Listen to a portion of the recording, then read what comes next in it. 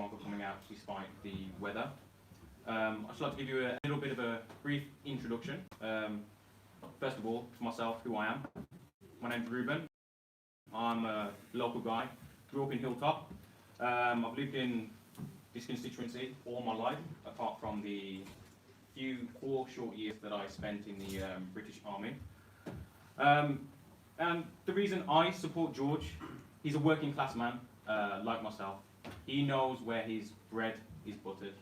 And I believe it's very important that we should have working class representation in Parliament. Politically, I haven't really been that into politics for most of my life, and the reason for that is that I just feel fed up. I feel like whether I vote Labour, vote Tory, it's always been the same old story for people like me. We've never had any real representation in Parliament, at least in my lifetime, being quite a young bloke compared to some of you in here. Please don't take offence at that. But yeah, so that's why I support George. He's a very principled man. As I said, he's a working class man. And I think if we're going to make a change, if we're going to get voice, we're going to get representation, we have to take action. And that begins with George, especially in this constituency, I believe. Just to let you know, we'll take questions. Question and answers will be towards the end. But yeah, here's George Galloway. Thank you very much.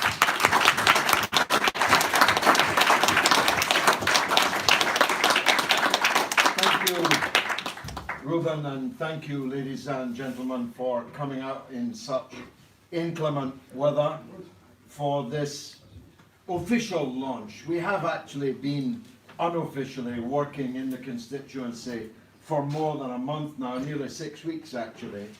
And I initially looked forward to fighting the apostate deputy leader of the Labour Party, who's run away.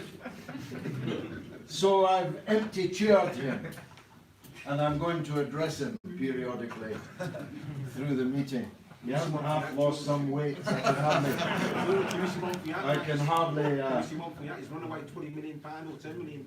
Well, I'm going to come to that, but let me say something nice about him first. I can't, you know, they say in my religion, you mustn't speak ill of the recently dead. Well, Tom isn't, of course, dead, and I wish him a long and healthy life. But I can't not speak ill of your record, Tom, because especially in later years, the last 5 or so in particular, I believe that Tom Watson and the Labour Party have badly let down, not just actually the people of this constituency, not just the people of the Black Country, the West Midlands in general, though all of those, but the side of the Labour Party, personified by Tom Watson, has badly let down the country. I'm going to be bold here, because there may be some Conservatives in the audience who might even be thinking of voting for me, and I'll adumbrate the reasons why they might be thinking of that later. But we would already have a Labour government in Britain if it were not for the role played by Tom Watson and his gang, stabbing their own leader, their own party in the back on a day and daily basis. Corbyn would have been the Prime Minister already. Now, you may think that would have turned out to be a disaster. Maybe it would, maybe it wouldn't. But I believe that Corbyn, who came within 4,600 votes only across the whole country of being the Prime Minister in 2017, would have been if it were not for the actions of Tom Watson and others. I'll give you just one stat to prove my point. Over the last 12 months, Tom Watson has appeared, this is before his current resignation, he may have been on a couple of times since. But prior to his resignation, he had been on television 45 times. On only one of those occasions did he mention the name Jeremy Corbyn in a positive light. On only 4 of those occasions did he say anything positive about his own party, of which he was the deputy leader. And on 40 of those 45 occasions, he attacked his own party, attacked his own leader on Brexit, on Israel, on anti-Semitism, on any number of things. 40 out of 45. And guess what? In 45 interviews, he didn't mention West Bromwich once. Not once. Now, I don't need, or rather you don't need me to tell you how badly this area is crying out for a champion. It's an unemployment black spot. It's a poverty black spot. It's a crime black spot. It's a homelessness black spot. I can give you the facts and figures if you'd like. The West Midlands Police Force is smaller today than it was in 1974. Yet crime is dramatically greater than it was in 1974. And Tom Watson had nothing to say about any of those things in the 45 interviews to which I refer. 200,000 manufacturing jobs have been lost in the West Midlands during Tom Watson's time as your Member of Parliament. 200,000. This is on top, of course, of the avalanche of industrial destruction that took place in the 1980s in the West Midlands. Now you may say to me, and of course you'd be right, well, the Tories have been in power. What could he do about that? Well, the first thing to say is he could have spoken about it. He could have shouted out about it.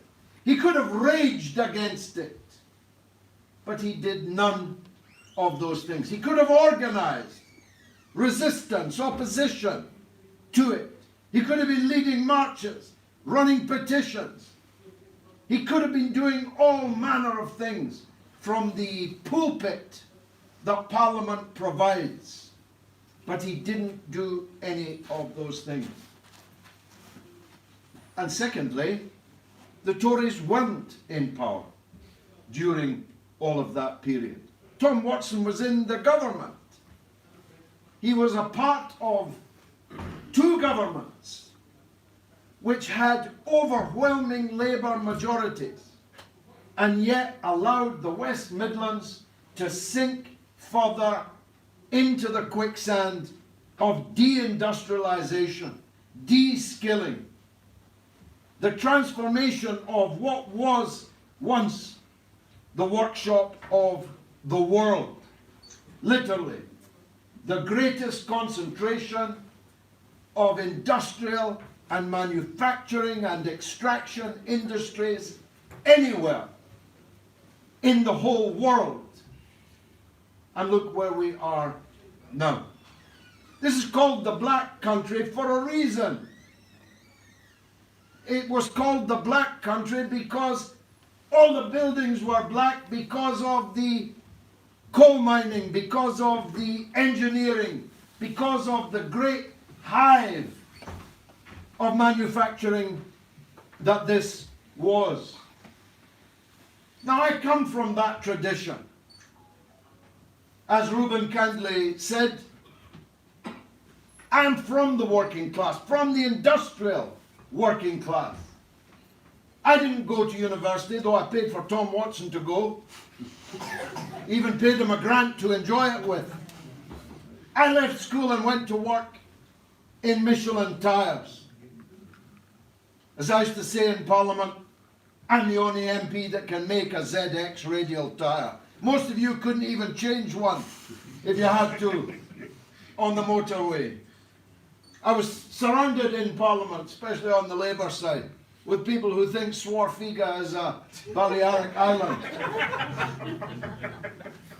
I come from that tradition, and at the risk of losing any Green votes in the audience, I love soot and smokestacks and coal mines and all the things that made us great. I love them because I believe that what gave this area character, its unique character, was the work that we did here, was the things that we made here, a thing of beauty, a joy forever. We made cars that are amongst the most beautiful motor cars ever made, but we're not making many now.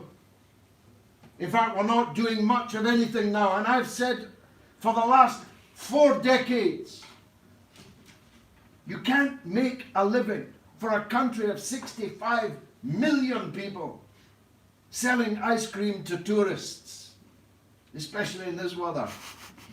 You can't make a living as a country in a square mile of central London, of people on computer screens, gambling in the casino economy. You need to make things.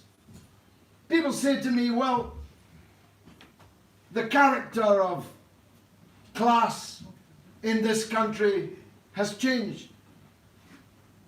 But look around you, and look around when you go outside. Everything that you see was made by someone. Somebody had to make that, everything. Somebody had to make it. The problem is, it isn't us that's making it. Which leads me ineluctably to the B word. Tom Watson and Labour, all of the Labour Party, all of them, with 1 or 2 honourable exceptions, and I could count them on one hand. Dennis Skinner in Bolsover, Ronnie Campbell in Blyth, 1 or 2 others. The Labour Party has set its face against the implementation of the democratic decision of the British people to leave the European Union. Now, some of you here may not be, like me, a big supporter of Brexit. In 1975, I was a runner, aged 21, for the late and great Mr. Benn in the referendum campaign. It was my job to bring him his tea, hold his tobacco, bring him his pipe. Tony smoked it on platforms and on TV and everywhere. He never obeyed anti-smoking rules. And all of my life, I have fought against the idea that Britain needs civilizing by the Europeans. I have never accepted that idea, partly because of my age, as Reuben subtly alluded.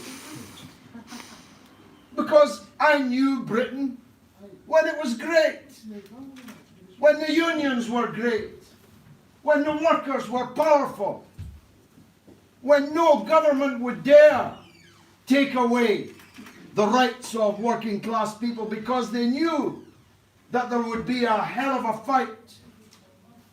And as Mr. Macmillan said, never pick a fight with the Roman Catholic Church, the Brigade of Guards, or the National Union of Mine Workers. A lesson not learned in subsequent years. We won all these advances that we have long before we were in the European Union. I was born in a slum, literally a slum, with an outside toilet, shared with 7 other families. The seat was always warm, but I recall the dismal trek to the outside toilet every day. That slum was knocked down.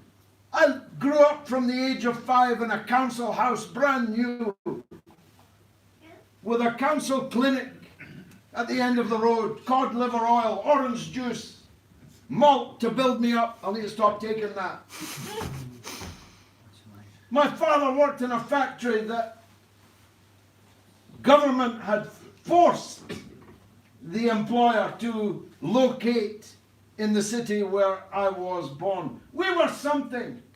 We passed the Clean Air Act in 1958, long before the Green Party was ever heard of, and long before the European Union even gave such environmental matters a second thought. We introduced equality laws for people of different creeds and colours and orientations long before we joined the European Union. We introduced equal pay for women long before we joined the European Union. And we haven't even fully achieved it yet. And the European Union's had nothing to say about that. The idea that the European Union is necessary for us to have rights for working people. What are unions for? What is the vote for? If it's not to vote for and fight for better rights, better conditions for ordinary people. I absolutely refuse the idea that we need some drunkard, Juncker, in Brussels to civilize us.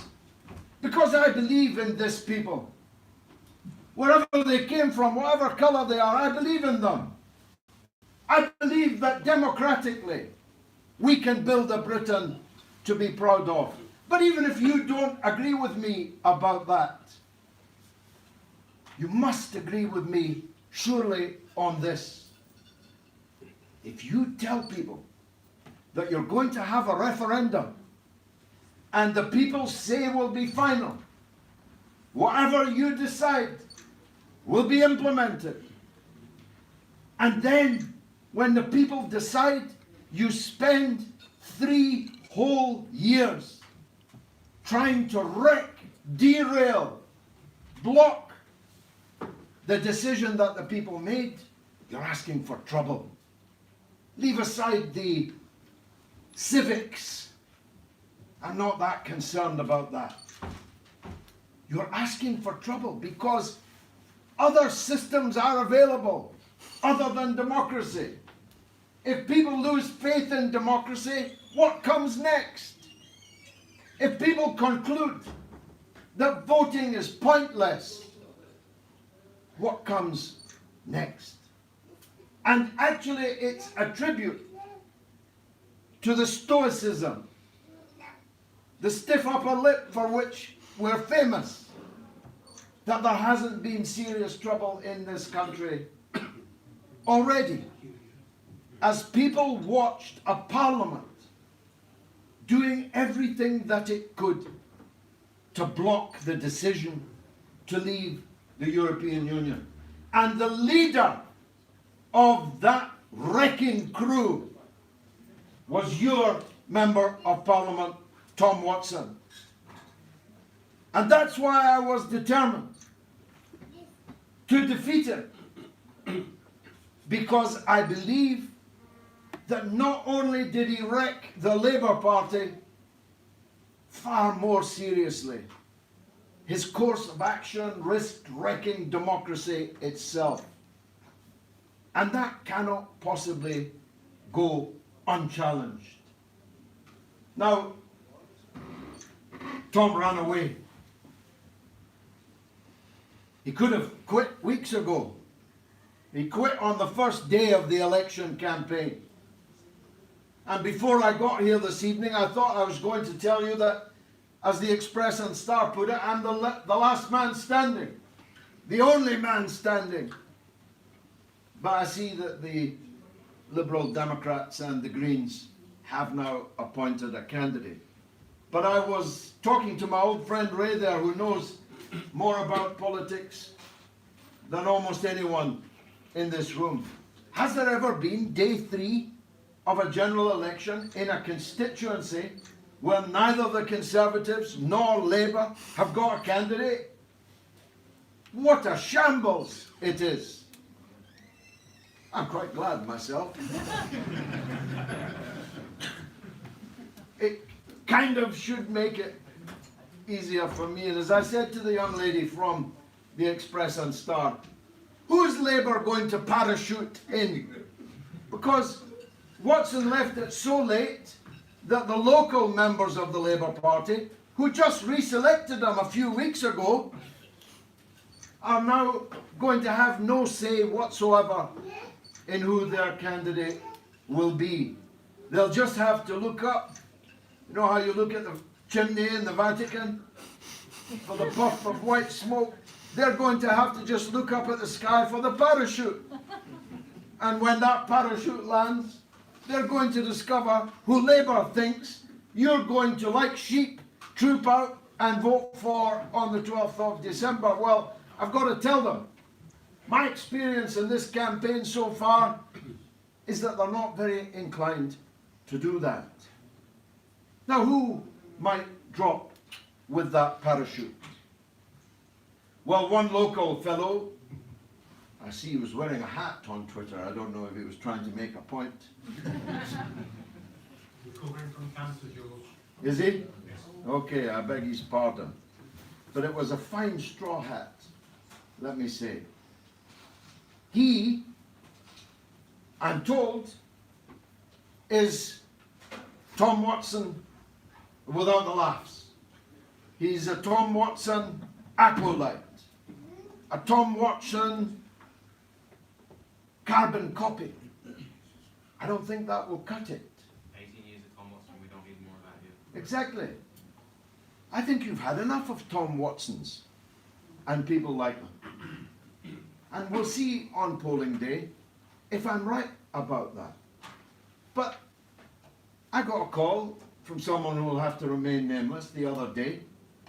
The call seemed to be putting names in front of me to see if there was any of these that I might consider not standing against. And I've got to tell you, I laughed at the suggestions that were made. I think West Brom deserves better than that. Getting a parachute, a London councillor, or a momentum chief just dropped in on you. I see in the New Statesman this evening. The Labour leaders will now be able to pick their own candidate for West Bromwich, it says. And because it's such a safe seat, whoever they pick can look forward to long years in Parliament. What arrogance is this? Stephen Bush, the political editor in this evening's New Statesman. Well, unless they can come up with someone like Mr. Ben, Mr. Foote, Mr. Shore, Mrs. Castle, Bob Crow, unless they can come up with someone whose fidelity to the democratic decision that we made in the referendum, whose fidelity to working class people, who will get their money from the workers in 10s and 20s, who'll get their support from the workers' organizations. But that's not going to happen because they have no such people. Tom Watson received £507,000 from the son of Hitler's Gauleiter, Sir Oswald Mosley. £500,000. Where is it? Has he taken it with him? Seriously, what was that money for? Slim Fast. That's a lot of yoga lessons. £507,000. No, seriously, what was that money for? What was it spent on? Simon Hackey, Fry Bar. Where's the receipts? Simon Hackey, Fry Bar. Nobody's been shown the receipts. Nobody's been told. Apparently, nobody needs or has a right to be told. My little boy just walked in. Let me wave. Hi, son. Nobody has ever received an explanation, not just of what that money was for, Chains and whips. but what Tom Watson did for that money. What was it intended for, and what did he do for it? And look, I don't want to strike too discordant a note, but if you get a chance, look at the website, They Work For You, and you will see a list of donors of hundreds of thousands of pounds donated to Tom Watson. And frankly, you don't have to think too hard or too long when you see the list to know what that money was given for and what he did for that money. That's not Labour. What's Labour about that? Labour, and if I was your Member of Parliament, I would have no master but you. I would accept no donations from anyone but you. And I'd realize I'd have to earn people's trust and their support. Now, I hope you've already grasped this point long before this evening. When I'm fighting for something, everybody knows about it. When I take up a cause, everybody knows about it. Because I'm everywhere with the causes that I support. Brexit, year after year after year now. The pursuit of the war criminal Tony Blair, year after year after year. I make films. I have television shows, radio shows, newspaper columns. I've got a voice that God gave me, and I use it, I hope, to good effect. Now, I'm asking you for the opportunity to use it for you. You can look at it this way. I'm not from West Brom. Neither was Tom Watson, by the way. And neither is Slaven Bilic. But he's put you right at the top of the championship, and he's going to take you into the Premiership at the end of this season. You should look at me like that. You should look at me like that. We've hired this guy to speak and fight for us. He's got a track record, elected 6 times to Parliament, always against the odds. I defeated Roy Jenkins in my first election. I was there. You were there, you voted for me. I did. I never thought you would win, George. No, neither did Roy Jenkins. Neither did Roy Jenkins.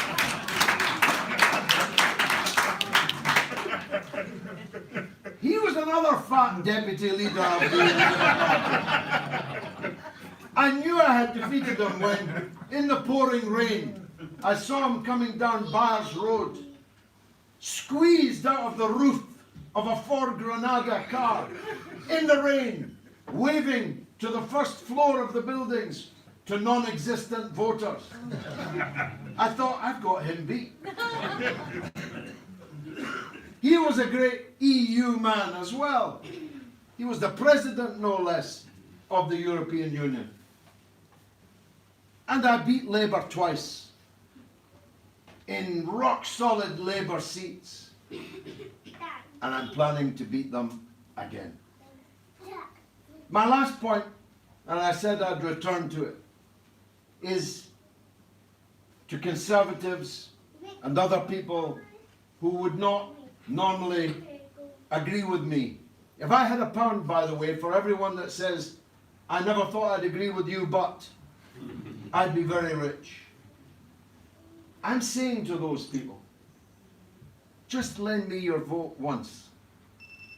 Just give me your vote once to bring about a change here.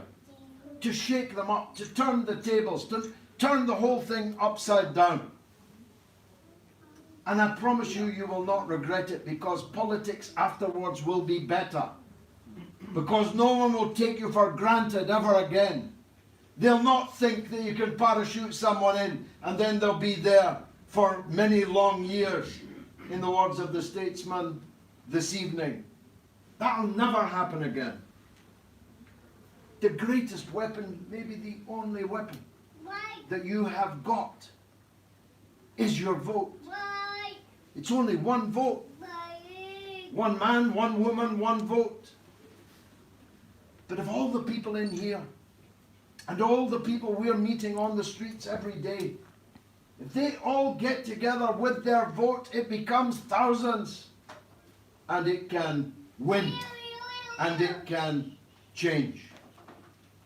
And so I say to people that wouldn't normally think about voting for me, look at it another way. Think of it as voting against the status quo. Think of it as voting against those that take you for granted. Lend me your vote just once, and you'll see it will make a serious difference. I place myself in front of you. I can answer any questions that you have.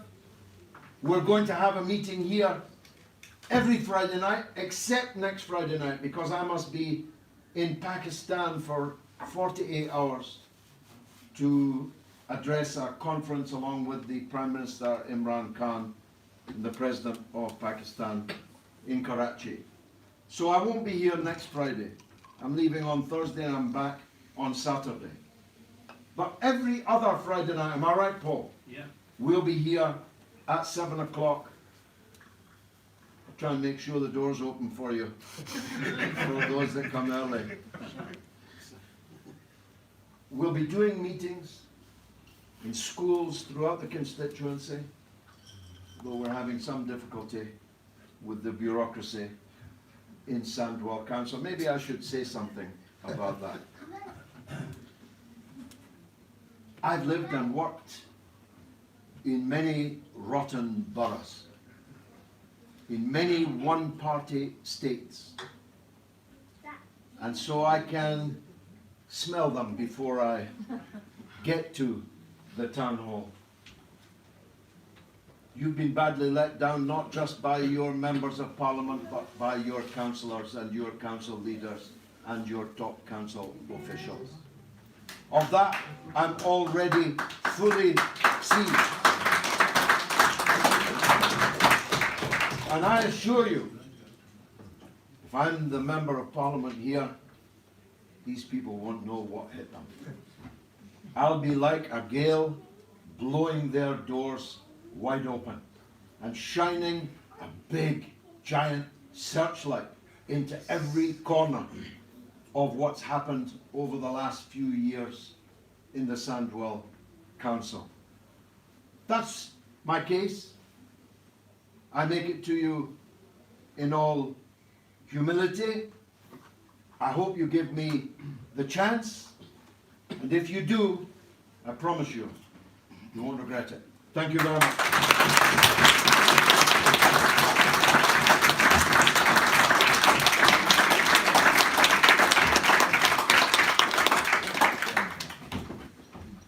Q&A.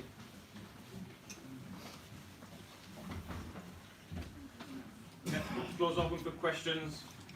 Corruption. That's what Guy in the grey jumper over the back there. George, I live in West Brom, and I've had a great time here for the last 3 years, but I keep a very close eye on what's going on north of the border, where we're both from. If you are elected, there's a huge groundswell of opinion up there that there should be a second referendum. So what would your position be in that? Would you be for a second referendum? And if there was one, would you vote for it or against it? Thank you. For independence. You can't get away from Scotland, not in this meeting. I like to think, and if you Google it, you'll see the evidence, that I played an important role in the independence referendum in 2014, which was supposed to be a once-in-a-lifetime referendum, but these lifetimes have a habit of shortening. I ran my own campaign. It was called Just Say No, N-A-W, I'll translate it later. Just say no. Say no to the idea that dividing a small island of English-speaking people into two separate states is a good idea. Say no to that. And I haven't changed my view on that at all. As I said, I believe in this people, and I believe in its constituent parts. And I believe that Scotland is better with England and Wales than it would be with Slovakia and Slovenia and Romania and Bulgaria, which is the intention of the separatist leaders. They think they can persuade the Scots that they have more in common with the Germans or the Flemish than they do with the English and the Welsh. And I say no to that. We have been together for 300 years. We are grafted together like bone. We have done many things together, some of them very bad things, and some of them very great things. The greatest of which being, obviously, the stand that we took when Hitler was at the Channel ports and all of the European continent had surrendered, many of them folding like cheap tents in a matter of days. That was our finest hour, and we did it together. And nobody looked up in the skies in the Battle of Britain and asked if the pilot overhead in the Spitfire was from Sunderland or Sutherland or Southampton. We were one, and we prevailed. We kept the war going long enough for the Soviet Union to win it.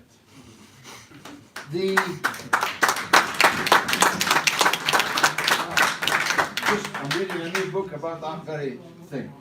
Do you know what the SNP were doing when we were seeking to stay upright and strong and see off the Hitlerite invasion? The SNP were in secret communication with the Nazi leaders in Berlin, negotiating with them.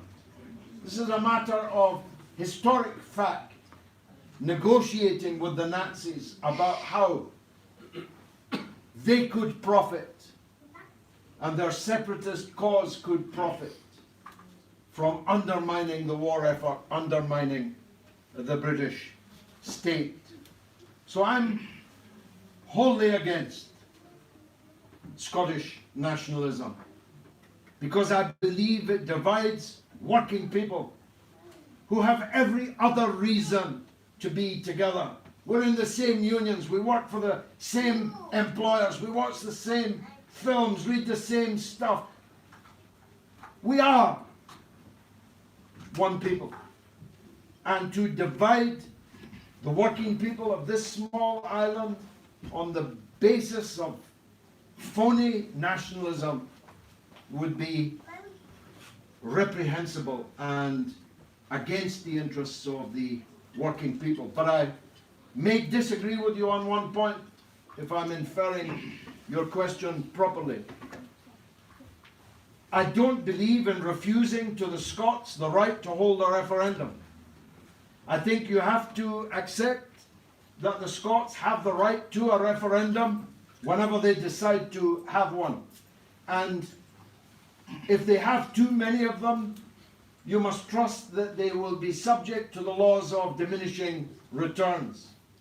If you go too often to the well, it clearly will not provide what it provided before. So we won 55-45, a prediction, by the way, I got right to the percentage I point saw that in the on Andrew Neil's show on the Sunday before polling day.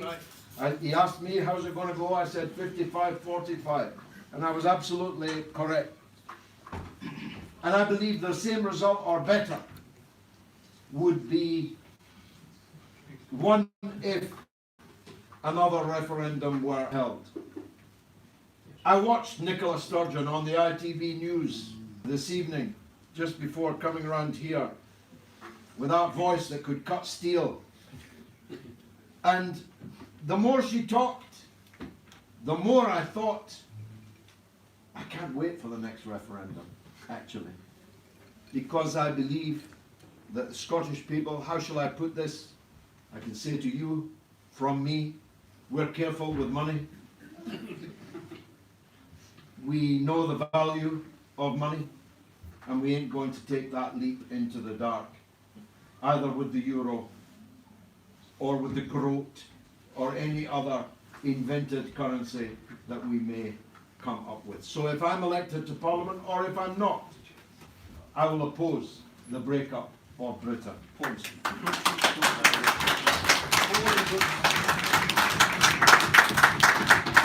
All in good on a national basis, what we say is fantastic, bang on. All in well and good on an international basis, we all know about Palestine. Hang on, we can't hear you, mate.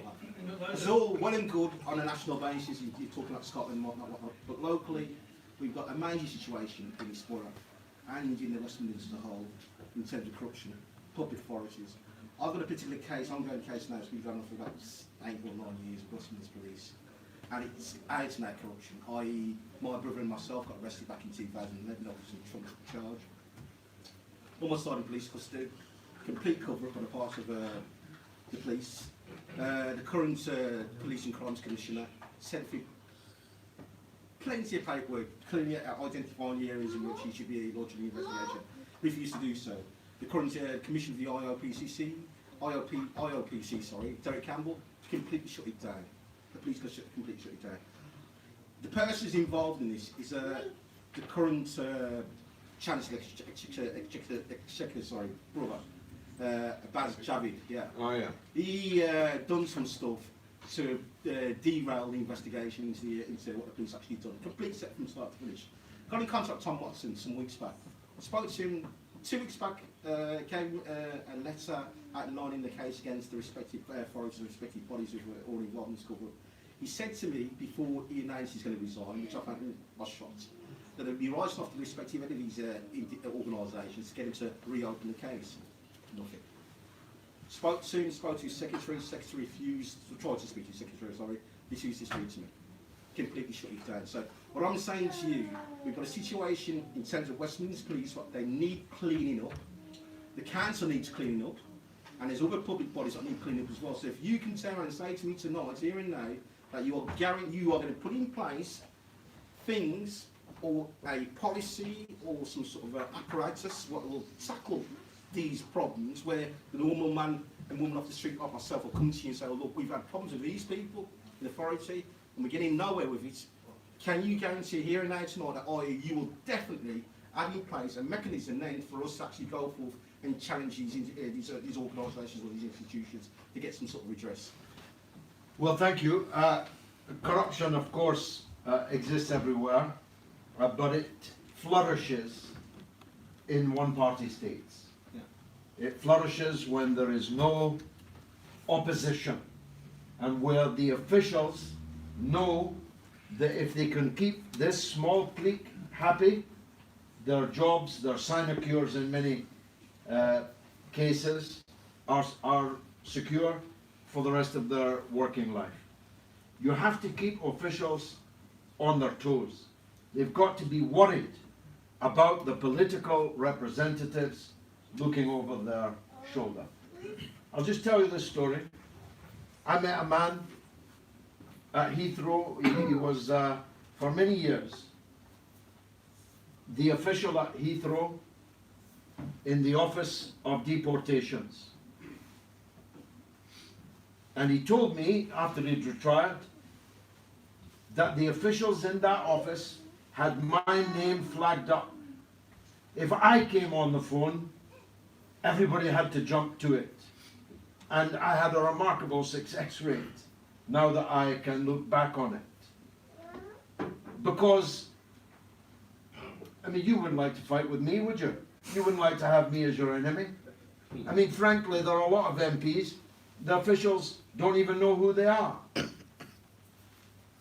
But if I was on your tail, and you knew that I could actually bring up this case on the radio, on the TV, in the Parliament, on the streets, in the papers, you'd have to look lively, wouldn't you? Yeah. I mean, that's the reality. It's the job of the elected members to make sure that the bureaucracy, that the permanent officials are doing their job properly, honestly. And on the subject of honesty, I have had a meeting with the current leader of Sandwell Council. Tom Watson was horrified that she agreed to it and did everything he could to wreck it. But she met me, and on the basis of one meeting, I've got to tell you, I found her impressive. I found her as interested as I am in getting to the bottom of persistent corruption allegations about her predecessors and the predecessors of the interim chief executive that I met. He introduced himself to me as the interim chief executive. I said, "How long are you going to be interim?" He said, "Well, actually, recently in Sandwell, we're all interim." Because, of course, they've gone through umpteen chief executives, top officials, leaders. How many leaders have they had? 3, I think, in the last 15 months or so. Something's wrong in Sandwell. I hope she's serious about seeking to get to the bottom of it. And if she is, she'll find me a useful ally. As to the police case that you mentioned, of course, I don't know the details, but I give you a solemn promise. If I'm your MP, I promise you, I'll go through it like a dose of salts.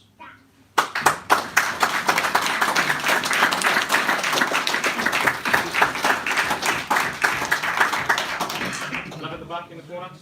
Hi George, this is my fourth meeting. I'm in fifth. Do I get that coffee? A few things. Are you still going for one term to stand? With regards to the leader of the council and the new chief executive, Dave Stevens, they have allowed a lot more information to flow out of the council with less reductions than previously, and the FOIs are coming through a lot more quickly. And they are being responsive. But the trouble is that officers are working a culture of fear. So they're still holding back all this information that's not coming through as it ought to. Will you ask for government intervention? Apparently there are representatives in the council at the moment from the LGA, but they're not going deep enough and they're not forensic. There's a lot of stuff going there. So will you call for government intervention into Sandwell and help Yvonne Davis and David Stevens? And the last bit is the crowdfunding. Watson has obviously got an amount of money that he's raised. He hasn't said yes what he's going to do with it. Will you push him to push that into the food banks in West Bromwich, as you've said on your own crowdfunding site? Yes, what a very good point. What happened to that? He set up a crowd fund as soon as I did. He didn't raise as much as me. 4,000. But what's happened to that? What's happened to Mosley's money? What's happened to all that money that he has raked in? Perhaps he's going to take it on this new health journey that he is on. My wife is here. My youngest children are here. If I'm elected, we'll live here. My children will go to school here with your children and grandchildren. And I want to end my working life here. And I'm 65 years old. Don't tell the wife, she thinks I'm 45. I definitely will stand only once. And so this is my point that I made earlier. You have this chance to turn everything upside down. You're not investing in me for the next 40 years. I'm not asking you to invest in me for any more than 5 years. And in that 5 years, let's try and renovate democracy in this area. Let's try and make all the political parties up their game and deal with the problems that exist within them. Problems of representation, problems of honesty even, problems of fidelity to the interests of the people they're supposed to be serving. Let's do that in a 5-year term beginning on the 12th of December this year. The issues you raise, and I follow now everything you say and write. I follow the various people, whistleblowers, call them that if you like, that send me things, tell me things that are happening, going on here. And frankly, if I had any hair on my head, it would be standing up straight. When I read the kind of allegations that are here now, all of those allegations may not be well-founded, but if even 10% of them are, then the problems I have known in Glasgow, in the East End of London, in West Yorkshire, in my 6th parliamentary term, are as bad here as they are anywhere that I have been and worked. And for the same reason, I'm repeating myself, if you have a one-party state, you effectively have a one-clique state. All the clique has to do is make sure it's got a majority in the Labour group. And you do that by giving out jobs where there's money now. In the past, there was no money on council.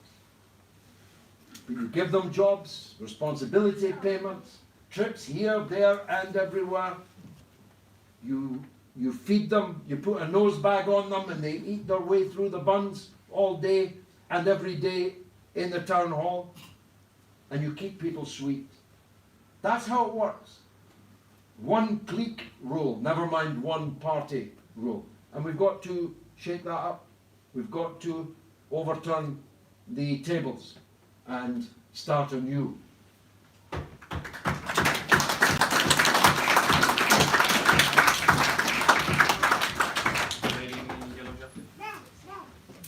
Hi George. Hi, man.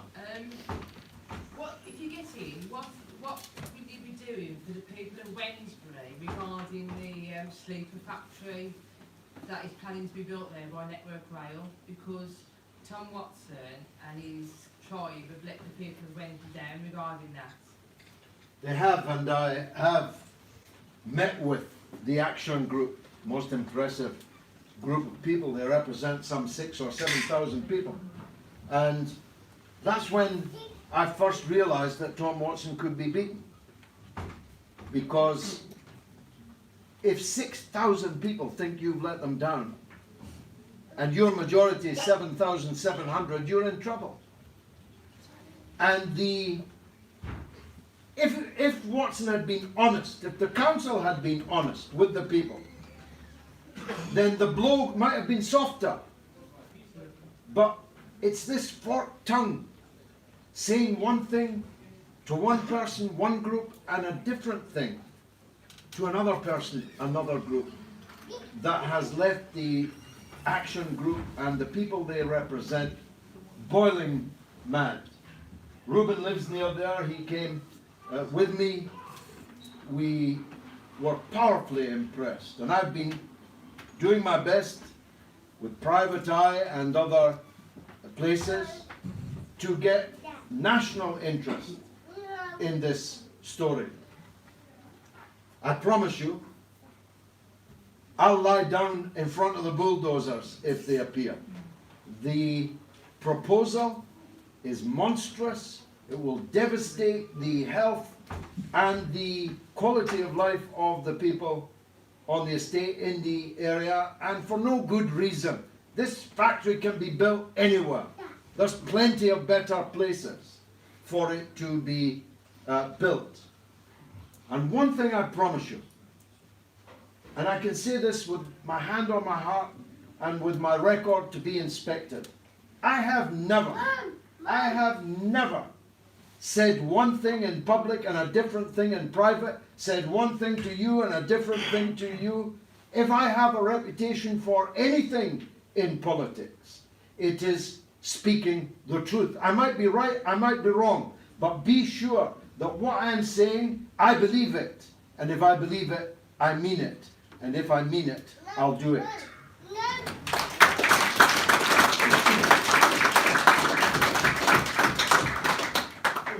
Gentleman at the back. So that's, in that same area, Andy Street, he's talking about 750 houses going on there and remediating the land. Well, that area is an area of high nitrogen dioxide levels. Do you think that's right, putting 750 houses alongside the motorway with all the health issues that are there, and also the issues around the congestion and the fact that they're using 4 lanes at peak times, and then you've got the diesel particulates there that are causing problems with asthma and young kids. So there's the issue with the sleeper factory, which is not fit for 750 houses. I mean, there are some houses in that area where you open the bedroom window and there's a massive illuminated ad hoarding right outside the window. I mean, Friar Park have been let down by 3 Labour councillors over the years and Watson. So I think there's also got to be a opposition to what Andy Street is talking about, because that area is full of crap, it's full of old munitions, it's full of phosphorus, and it's on about remediating the area. You're absolutely right, and I've been looking at the rates of asthma, of pulmonary disease, of lung cancer, and so on, and all of them are above the average of the area, which is itself above the average of the country, and that can only be because of the proximity to the motorway. And to add the factory to that, and then put 750 new families into that, would be a very bad step. 2 more, maybe? 2 more questions from gentleman at the back. First of all, welcome to West Bromwich. Thank you. Pleasure to have you here. As you know, our area has always been Labour dominant. What we call plastic socialists. I mean, we've heard of champagne socialists, but a lot of with plastic. We've spent many years trying to remove them. We've had many failed attempts, especially at Mr. Watson, so it's a pleasure that he's gone. But for me, we're opposite ends of the scale when it comes to socialism and capitalism, but we share the mutual within Brexit.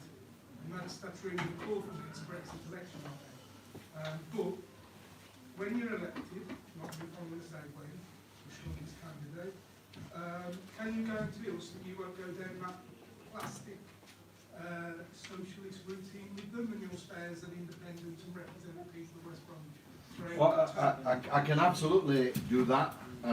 Someone asked me the other day, would you go back into the Labour Party? I said I'd sooner poke my eyes out, and I meant it.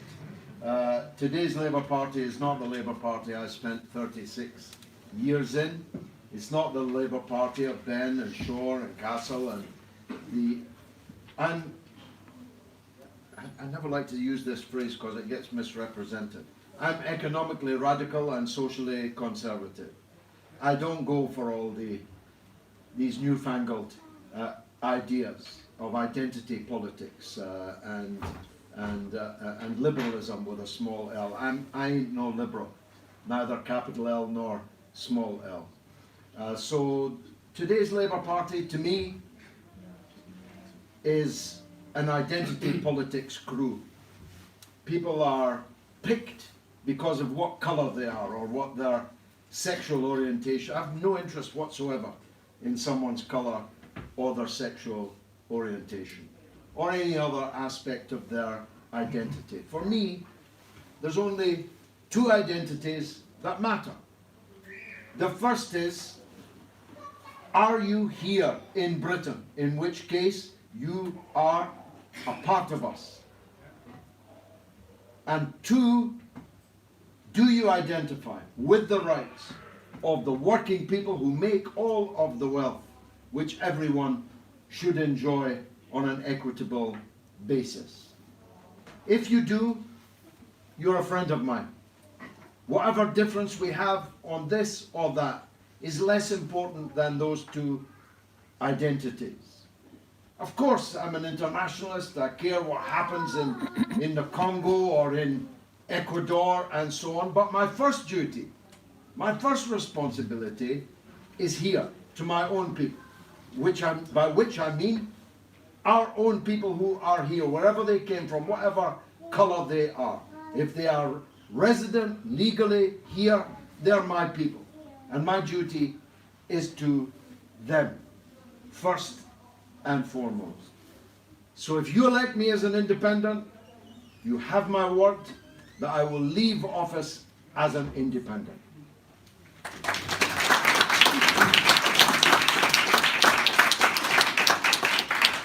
Last question to the gentleman at the back again. Taking time. We have got an issue across Sandwell with community organisations, and these community organisations are basically infiltrated by Labour, and often the council use these community organisations to look after their clique and their voting fodder. We've had, as you know, I worked with the Skidder. Recently we found out that the Millennium Centre back in 2016, they had lost 102,000 to fraud, of which they recovered just 19,000. 83,000 went missing. Simon Hackett is the chairman of that Millennium Centre. A gentleman called Anand Chowdhury, who is part of many groups, Tipton Development Group, he's part of the Bangladeshi Women's Association, he's part of many groups and he's a big writer.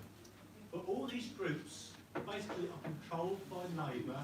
They go for funding, not necessarily looking for gaps in provisional service to find funding for.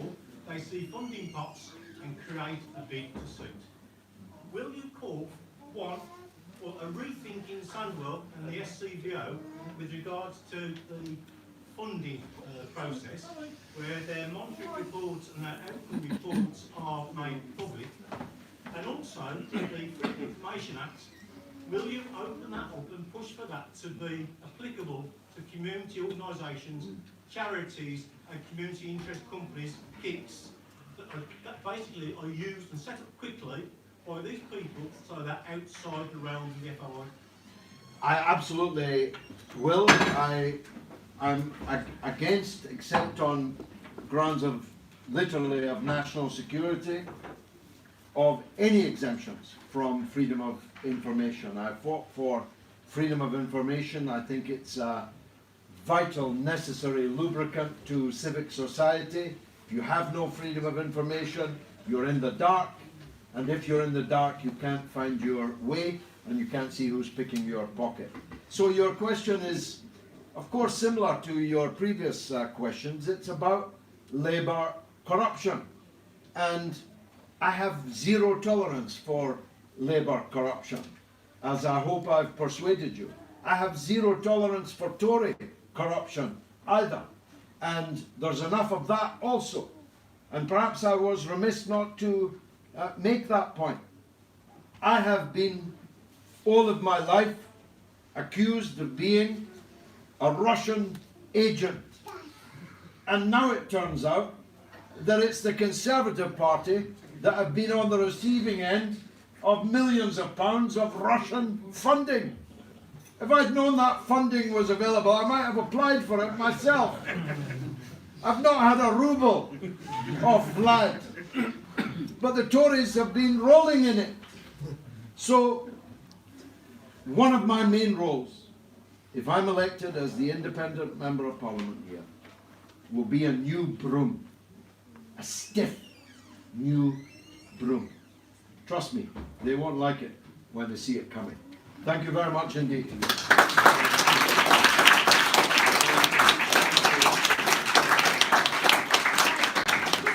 Just a quick one, everybody. I'm helping out with George's campaign